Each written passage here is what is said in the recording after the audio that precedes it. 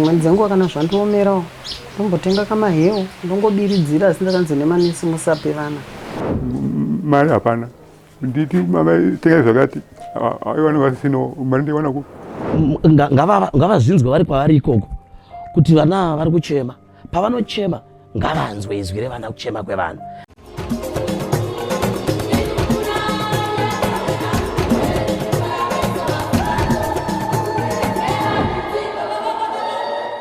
Chipo chemwana chipo chinofarirwa nemunhu wese. Uchinge wadzoka kumba, vanhu vanouya vachifara vachiti makorokoto. Panodairwa pachinzi ndeedu tese, kureva kuti mwana handi wako wega asi ndewe community. Kumureye kwamatanhike, mbuya matanhike vakanga vakapuwa vazukuru mapatya. Zvinosuwisa kuti vana ava mai vavo vakavasiya vachiri vasvava, vaine mwedzi nesvondo rimwe chete rekuberekwa. Iko zvinezvi mbuya matanhike vari kunetseka uye vari kutambudzika kuti vakudze mapatya akasiyiwa naamai. Baba vevana havasi kuzivikanwa uye havasitoripo kuti vakwanise kubatsira kurera nekukudza vana ava. Gogo makadini yenyu? Ndiripo zvangu mbakadini. Mungatitsanangurire kuti imimi munonzi gogo ani uye munogara kupi? Ndinonzi gogo matanhiko. Ndinogara muno mufakosi asi kumushando kwamuriwa. Ndane time zvangu ndisingaende kumushando nongogara panapa. Pane vakatiudzawo kusvika kwataita panapa. Nawo pamusoro penyu. Mungatitsanangurire kuti tizosvika pakuti munhu anofona achiti kumfa kwese kuna gogo matanhiko. Zvichida veDestiny TV mukaendako vangawane rubatsiro. Chii chakaitika muupenyu hwenyu? Chakaitika muupenyu hwangu ndechekuti sekuru ndo vaenda kubasa. Sekuru ndobva warwara vakastroke. Ndobva vagara saka enda ndichingorarama uno kuhodha musika ndichichengeta sekuru nekutenga mishonga nekuchengetawo mhuri yangu. Nekudaro mwana wangu akazotakurwa pamuviri akabetserwa musi wa20 October. Ndobva agara kusvika mwedzi newiki. Musi wa2 December achibva ashaya. Ashaya musi wa2 December akasiya vana matwins, mukomana nemusikana vanonzi Kimberly naKingsley. Mwana wenyu anga akura zvakaita sei? Ndivo vana vake vekutanga here? Anga akaroorwa here kana kuti akasunungukira vana ivo pano? Akasunungukira ari pano, angasina kuroorwa. Vana vake vekutanga anga ane 25 years. Kushayika kwakaita mwana wenyu akarwara nei? Chii chakaitika kwaari kumwana? Haana kumborwara. Ndakatomuka ndichitoenda kumbari ndichibva ndamusiya akagara achitoyamwisa vana. Ndatomumutsa ndikati chigarawo yamwisa vana nekuti ndandichiri kungorara naye sezvo anga akauparetwa. Ndobva ndatomusiya achiyamwisa vana. Ndakabuda kuma5 ndobva ndatoenda. Saka handisi kuziva kuti chii chakasara chakaitika. Ndakazongofonerwa ndatowe kumbari kunzi dzokai kuno kumba. Ndikati ko chii zvikanzi ashaya haasi kunzwa zvakanaka. Ndikati ari kunzwenga ndamusiya akagara achiyamwisa vana. Zvikanzi haasi kunzwa zvakanaka. Vaingoti haasi kunzwa zvakanaka. Ndofunga anga atofa kudhara saka iwangu asingadi kundibudira pachena. Ndobva ndangodzoka. Ndopandakasvika zvikanzi ndopandakapinda mumba mwe. Ndakaona amweni wangu achichema. Nokuti ndaigara naamweni wangu ndandanovatoro vachirwara. Saka ndobva ndangoona vari kuchema. Ndikati ko mama muri kucheme? Zvikanzi ngopindawo mumba muone zvirimo. Ndakapinda ndakangoona mwana akangorara. Ndakamboedza kudedza shai muka shai basi. Ndobva ndakufunga kuti mwana mupenyu. Vatatsvaga mota vataenda kuHarare Hospital. Tichisvika kuHarare Hospital sister akabva angouya pamota paipai. Ndobva watarisa zvikanzi padedza mwechiremba. chiremba uyu ndobva angouyo bva atarisa ndobva angoti ndobva waenda kuseri kwemota bva wadedza mumwe mwana zvikanzi mwana hapasisina matoya nemunhu akafa kudhara. Saka kuti ndizive kuti mwana wangu akafa nei handitomboziva. Nanhasi hamuzivi kuti mwana akashaikwa kuti chii chakaitika handitomboziva. Nekuti kamukomana kadiki kanga karipo kaimubatsira kusvusvudza mumwe mwana. Paakabuda panze achitsvaira ndopaakazodzoka mumba ndopaakaona azvambarara pamusoro pevana vake. Akangoita kudonha pamusoro pevana vake. Ndobvamhanya bvamudaiso bvamubvisa pavana. Ndopa vachingoti pamwe munhu mupenyu munhu anga atofa. Saka tasvika kuHarare hospital kuya vakabva vatoti matoya nemunhu afa kudhara.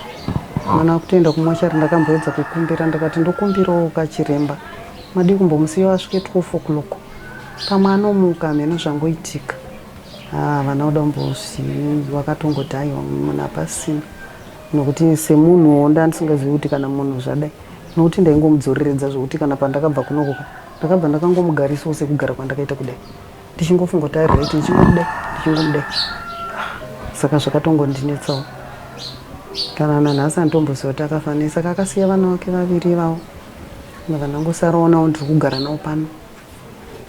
Saka dambudziko randinaro nderekuti vana havasi kukwanisa kuwana mukaka, mapamba, tongoti chikafu chese chinodiwa nevana, nehembe, nechekufuga. Handisi kukwanisa kuzviwana nokuti hapana anoshanda. Kushanda kwandanichito chitebhu chamuri kuona ichi ndo musika wangu chandinoshandisa. Saka nekushaya kwakaita mwana yezvino handisi kukwanisa kutengesa. Mari yacho yekundinetsa kuti ndiiwane. Saka zvakandiomera. Ndosaka maona ndakamboedza kuenda kusocial welfare kuti vandibatsire. Saka ndasvika kuya vakati hanzi hatikwanisi kubatsira kana pasina mabirthday wana. Saka ndobva tanotora mabirthday wana. Patapuwa 2 months. Takanzi anobuda after 2 months. Birth certificate ndinobuda after 2 months. Saka ndofunga izvezvizvi panenge pane 2 weeks chete tabva kunotora mabirthday acho. Saka kuzoonawo 2 months dzokwana zvinhu zvacho zvakandiomera. Saka ndakambodzokera futi ndakamboenda handichaziva kuti musi wechingani. Pandakadzokera ikoko futi kusocial welfare kwachona ndikati inini ndiri kushaya mukaka wokupa vana. Zvikanzi hapana chatokwanisa kubatsira nacho kana pasina mabirthday. Plus munhu anoshanda ikoko haapo. Akaenda kulive asati adzoka. Saka iko zvino izvi vana muri kuvapei mukaka upi wanoti ane zvawo? Nani 1 ndiyo yavachiri kukumwa, ndiyo yandinovapa. Saka dzimweni dzenguva kana zvandiomerawo ndombotenga kamahewu ndongobiridzira asi ndakanzi nemanesi musape vana mahewu kana chimwe chinhu kana porridge musavape kusvika vakwanisa 6 months. Asi ndinotongotengawo tumahewu tuya ndombopa 1 womwawo ndichitira kuti tumukaka tuya tuchofe. Nokuti kagaba kadiki kandokwanisa kutenga kacho kanoita $7 kari 1. Saka iko zvino zvauri kumwa 2 days. $7 2 days. Saka ndo zvakuita kuti ndipote ndichimbotorawo tumahewu tuye ndichingoti kuti pamwe kanga chofi. Saka kuti ndichiwana zvekuti mumba munoda kudyiwa. Ndinda ndakatotarisirwa nevanhu vese hapasisina chikafu chekudya hapana. Kurendi kwacho bepa riri kungouya vachingoti tikuda mari yerendi handichakwanisa kuzviita. Ndakutomera kuti pavanawo pavanomboti kurei nekuzenge ndawanawo mari yokuti ndizotanga kuhodha. Ndakuwana vanondibatsira kuti ndimbogara neanozondibatsira kusara netuvana. Pamwe ndikawana vandibatsira kundipa mari ndozokwanisa kunohodha kuti mhuri irarame. Imimi makanga muine vana vangani kusanganisa nemushakabva? Uye mushakabva akanga ari mwana wechingani? Anga ari wechi4. Anga ari wechi4. Mainge mune vana vangani uye zvinezvi mune vana vangani vasara? Vasara pane pasara 4. 2 vamwe vakashaya. Pane mumwe mukomana futi akamboshaya. Saka musikana uyu ava wechi2.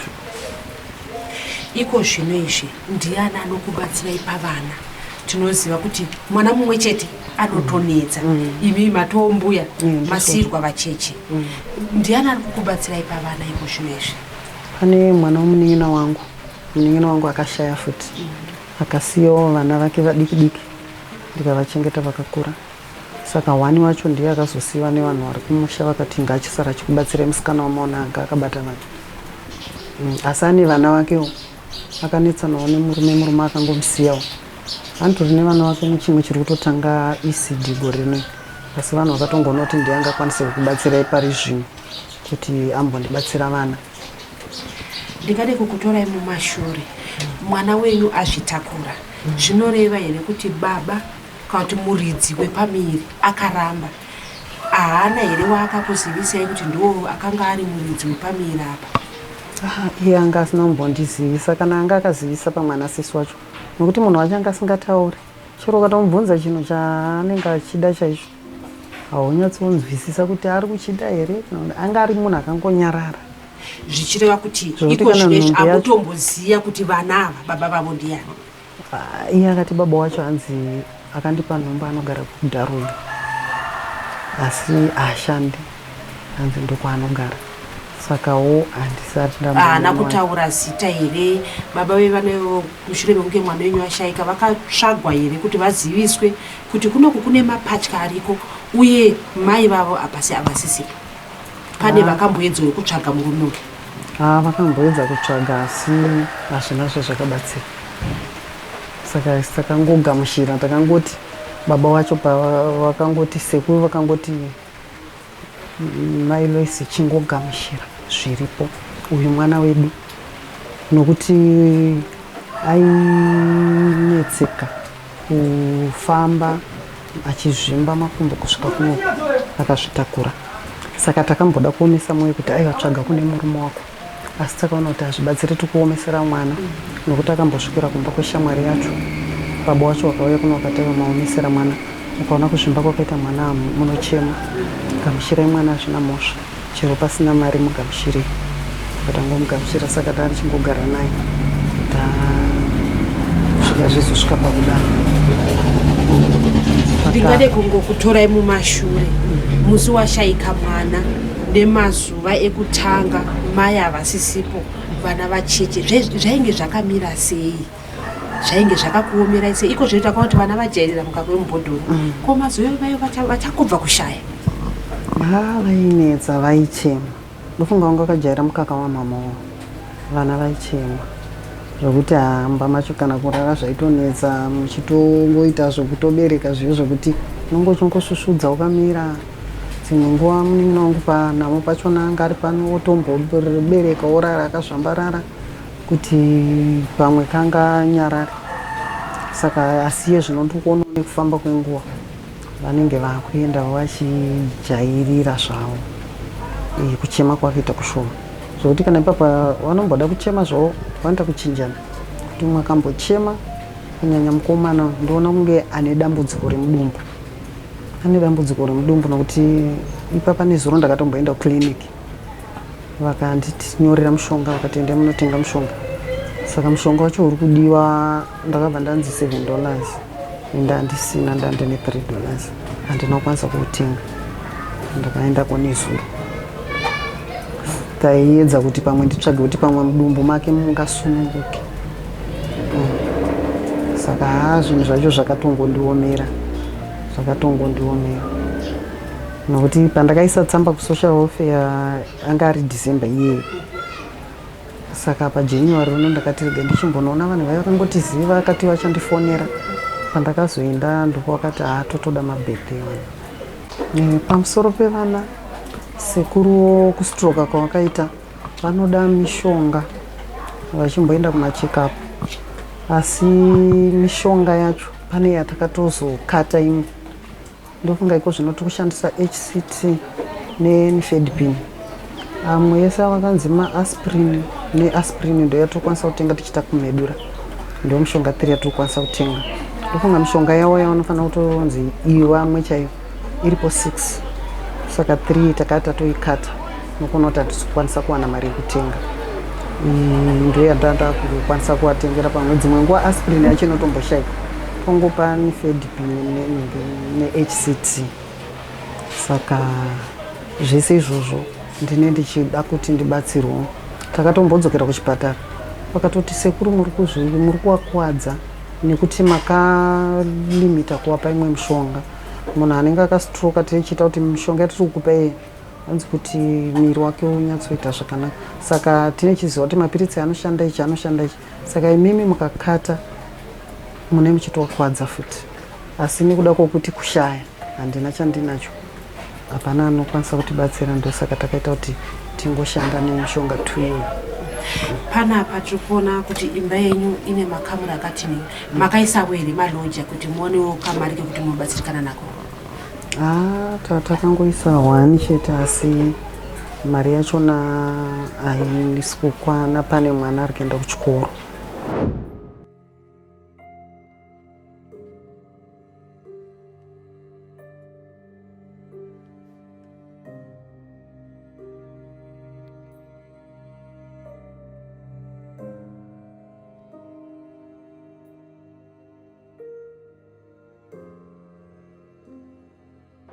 Makadini sekuru? Tikumaliyo mama. Kwedu. Tauyawo kuno kumfakose. Ndizozo. Sekuru maishanda kupi? Taimbosenza kuindustry catering uko. Kuna Krasa Road. Makore api yaya? Kudhara 1981.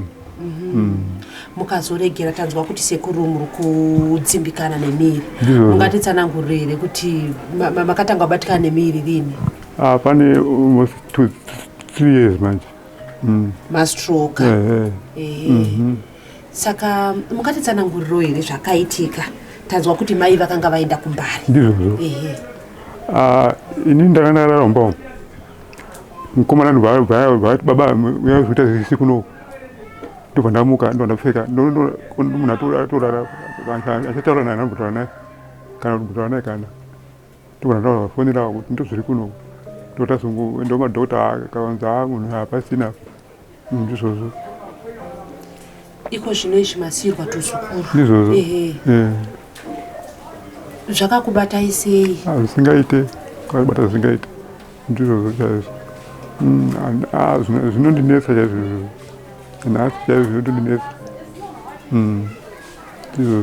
Mukatitsanangurire matambudziko amuri kuwana. Tiri kuona kuti muri murwere apo makasirwa vacheche. Matambudziko aripo ngokuti kudai wana chokudya wana tone problem. Mari hapana. Nditi mama tenga zvakati aiwana vasino mari ndiwana hapana zvokuita. Ndodambudziko rinaro iroro. Kudai ndawana chokudya wana iwawa. Kuti tusukuru daitwawana zvekudya. Ndizvozvo. Pavanombochema usiku vanombochema here? Chaizvo vanombochema. Munobatsiranawo here nagogo kusvusvudzira? Ndingotaura kuti mwana aja wamwa mukaka here awa indaida uchema so ndawa ei anzi vari kukuapa ndizvozvo. Vadzukuru venyu vamakasirwa ava vachi mukomana musikana ndizvozvo chaizvo. Kuri kuti mimi mawana mukana muri kutaura nemhuri yeZimbabwe nevakateera iko zvino izvi zvii zvamungade kutaura kwavari kana kuvakumbira? Ndikuvakumbira kuti wakwanisawo kuwanawo chokudya wanavo chokupfeka plus dai waona kama mapurema kuti ndogona kupusha purema ichienda nawo kunze kana kuti sei amai vasipo ndobata purema ichidaro. Mai vaenda kumusika imimi sezvo rwoko rwanochwasa kupusha mungopusha muchinyaradza tusukuru. Ndizvozvo chaizvo. Tataura naye ati panonzi makorokoto zvinonzi ndeedu tese. Community yemufakose munokwanisa kuenda kunobatsira Mbuya vanogara panamba 4 Dendera mumufakose. Baba tauyawo kuno kumufakose kwataona nyaya yagogo vakasirwa matwins. Imimi muri mugari wemufakose chii chamungade kutaura kune vakateerera iko zvino izvi? Chandingade kutaura ndechekuti I met up with this family tiri social service community place yemufakose. So there was this other social worker akangonditi Mr. Kashoshe, can you please help this family then I had to ask kuti problem ndeyei. Ndakaona vari gogo vaine mubvana wavo vaine vana matwins and vabva vanditaurira nyaya yekuti amai vevana vakashaya December last year, saka vana they are just 2 months old, of which we are struggling to have help yekuti tichengetedze vana. So ndakavabvunza kuti how are they living, how are they sustaining life nevana. Vakati vana vari kutambudzika zvikuru. I could see it ndegawo kuti they are just young children, very young children. Nekuda kweweather ngeriko nezve mamiriro akaita kunze, I felt pity kuti on such a rainy day vari kutambudzika nevana and the parent is late. Saka ndakavabvunza kuti pane rubatsiro rwavambowana here. Vakati havana, ndo vari kutotsvaga the reason why venga vauya kusocial services. Saka I had to help them. Ndakakumbira kuuya kuzoona pavanogara, conditions acho nesituation yavo. Ndakaona kuti vana for real they are in need, in very dire need yekubatsirwa kuti vaone kurarama. Vakatora issues akanosanganisira chikafu, that includes bota revana, mukaka. If you can see even neweather iriko mazuva ano, vanenge vachida madiapers, mapambers and sort of things. Ndichizongorowo magariro avanoita, ndakaona kuti baba havasi kushanda. Baba vakastroka earlier on. Iwo mama vangu vaine musika wavo as a means of sustenance, asi vakati musika wavo vakasvika pakutobhoroka nenyaya yekuti vangu vachishandisa the little that she have kuchengetedza vana. Saka this is why I'm also appealing to the entire community. We've got my different stakeholders in our community. I'm also a member committee, Child Protection Committee. Nyaya dzevana idzi dziri so sensitive kwatiri. Nyaya dzatinobatisisa, nyaya dzatinoconsider our first priority because the children are the future. Saka this is why today we are appealing to all different stakeholders. It could be church organizations, it could be schools, it could be my private organizations, it could be my businesses, even within our community. Vanokwanisa kuuya kuzopawo a hand because as individual toona kuti zvinhu zvacho zvinotiremera. Ndingangotry kuvangovapawo each neach, but vanotodawo zvinhu zvokuti vasustain. As you can see, they are very young kids, 2 years old, 2 months, nyaya yekutamba nayo. So I'm appealing to the corporate community to come and give a hand kuti vana vararame. Tinoona kuti mimi manangana necorporate world mataura nyaya yemabusinessmen, but koininiwo pamwe ndinenge ndine pamwe chipaketi chemadiapers handikwanisi here kungouya kuzoti gogo vana kana vachikwanisa kupfeka ngavapfeke. Pamwe ndine zvakasarira kuvana vandaa ndichirera, nekuti taona kuti Mbuya vambotaura kuti nekunoya zvakuri kuita vakawacha zvimwe hazvisi kuoma. Yeah, on that case, mwene mumwe akasununguka as an individual, chawangowana ichocho you can bring uchivapa, nekuti the situation right now is very crucial, is very tense. Anything chaungangounze kuzovapa uchivabatsira vana, nyangwe chikafu, ngave chekupfeka, ngave mablankets, you are free to bring them directly to them. Apana ndo zvatiri kutokurudzira community vakasununguka kuuya vachivapa. Chamungade kutaura imimi kucommunity yemuFakosi, tiri mucommunity yemuFakosi. Tirikuona kuti yezvinezvi muri kutaura pachivhiti pekuti pari kuonekwa nevanhu vari kure, asi ko vari mudhuze vemuFakosi. Chandikataura kuna vari mudhuze vemuFakosi, the reason why chiti pakazvarwa mwana tinoti makorokoto momwati ndeedu tese. We are bringing a sense of belonging yekuti whoever a child is in the community mwana wako. So just put yourself in their shoes. You will see that you really deserve this help and this need in order for these children to live and survive. Saka kutambudzika kwevana muri mupadhuze, muri mucommunity vana chitambudzika, zvinorwadza vanhu tese. So saka have a heart of helping. And the word of God says, blessed is the hand that gives than the one that receives. So kupa kwako iwo kuti vana vararame, you are actually giving it back to yourself. Saka all those people who are surrounding, no matter distance, you are welcome to come and give a help without considering kuti ndana andiona kana kuti ndana asina undiona. I think the words will always come back to you. Ini ndiri mufundisi munomufa kose weMount Zion Prophetic Healing and Deliverance Ministry, Pastor David Chidzere. So tiri kuona kuti panapa makanzwawo here zvedambudziko riri kusanganikwa nagogo Matanike. wangu takarinzwa dambudziko iri rakasvika munzeve dzedu seboka kana kuti sevana vaMwari. Imimi muri mufudzi anofudza ngwai dzaMwari. Tinoziva kuti shoko raMwari rinotaura zvizhinji pamusoro perudo. Chii chamuri kuita sevafundisi kana kuti sevatendi kuedza kuderedzawo kana kuti kubatsira dambudziko rinagogo? tinotenda sechurch shoko raMwari rinotaura zvakanaka kuna John 3:16 kuti for God so loved the world that he gave his only begotten son. So ipapo tinoona kuti Mwari nekuti akada nyika akapa. As a church we are trying by all means kuti kune vese vatende vatinavo mumwe nemumwe nechainacho chaanogona kubatsira nacho sedambudziko ratoziva kuti rakavira musha wedu, vana vedu tese, mwana kana ari mumusha mwana wemunhu wese. Zvatinongoita kuvanhu vakuru tivaparidzira vana vadiki havasati vakunzwa shoko.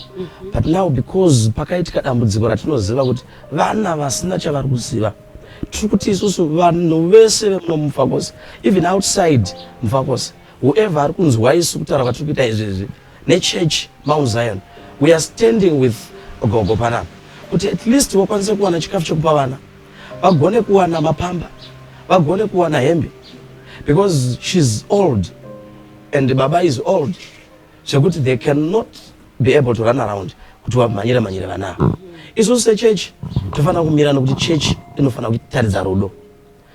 We are trying by all means kuona kuti taita icho nechocho kuti gogo vakwanise kuchengeta vana, nekuti vana varikufanira kukura mumaso edu, destiny yavo irifanira kuoneka. They carry destiny. Vana vaviri ma-twins and there's a blessing in them.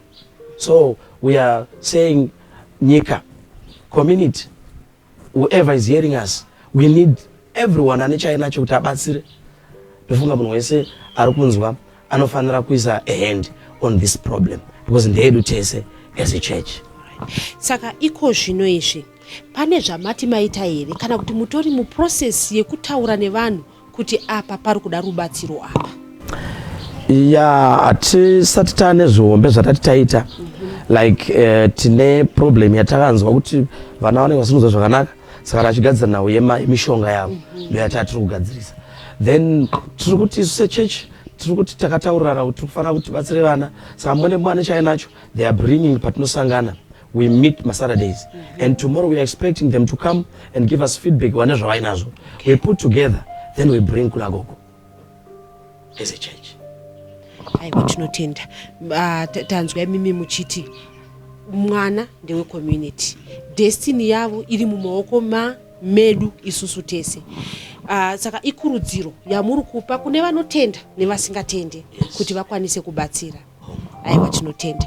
Ko pamwe yapa muri kunamatirawo here vana? Hongu ichokwadi ichocho.